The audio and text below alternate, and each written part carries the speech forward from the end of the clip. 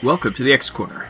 I'm here to add a lot of mutation to the superhero crew. In this episode, we do a deep dive on the second issue of the new X-Men miniseries, Extermination. Spoilers. Yeah, of course. Extermination number 2 of 5, written by Ed Brisson, art by Pepe Larraz. Young Cable is back at it as he kidnaps Mimic from a grocery store. He says he needs him, which is interesting. Mimic once impersonated Professor X for a while, so Cable needing him to fix the timeline might imply one of the young X-Men might not make it back, or he's got an insurance plan. We then go to a nice scene where young Jean tries to console Scott. He's feeling guilty about Bloodstorm and despondent that they've changed nothing since coming to the future. That's not true, of course. They've changed tons. Mostly for the worst, but hey, you can't win them all. Kitty calls a meeting of random X-Men, maybe those who are all around, I guess. The old X-Force crew wants revenge, but Kitty is looking at protecting the young X-Men. Scott doesn't like the idea of having babysitters, nor sitting on the sidelines, so he storms out. Jean and the other remaining young X-Men follow. They're ambushed by young Cable, who knocks out Angel and Beast. Jean can't get a psychic lock, but points Scott in the general direction. Scott, thinking it's Ahab, goes off guns blazing and knocks Cable down for long enough to see who it is. Cable grabs Angel and body slides out of there, as the rest of the X-Men show up.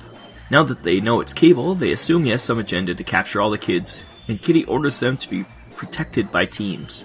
Old Jean offers to take young Jean to Cerebro, their underwater base, but Jean refuses and instead wants to go with the OG X-Force crew. Meanwhile, back at Cable's base, he has Angel strung up on a machine. In a reversal of the Angel becoming Archangel at the hands of Apocalypse, we see Cable use the machine to take off Angel's space wings, in what I assume is a cruel way to restore his feather wings eventually. Young Cable is pretty hardcore though. He sits drinking coffee saying you brought this on yourself. Back at the mansion, Ahab and a bunch of hounds burst through the window. They seem to be after those creepy all-white kids again. Old Man Logan is holding his own, but Rachel is losing it seeing her old master. She attacks and gets a spear through the shoulder, and sharp words through her heart as Ahab says how ruthless she was once, and how many mutants she's killed. Young Hank holds the stabbed Rachel, but Ahab says he won't kill her. He'll leave that to his hounds, as we get the reveal that Old Man Logan has facial tattoos of a hound, and rounds on Hank, and the unconscious Rachel snarling. Another action-packed issue. No deaths this time, but we do get the remaiming of Angel.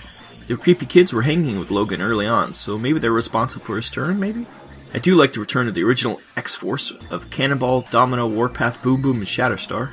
Adding the young rebellious Jean to that mix should get some stuff done. The art, once again, was great, and Brisson juggling all these X-Men and their counterparts is no mean task. It's pretty clear young Cable is trying to correct the timeline before it falls apart, as old Cable saw happening in the back pages of the books months ago. He is reassembling the original X-Men any way he can to send them back to patch up time. Ahab, on the other hand, seems to just want those two creepy kids for some reason.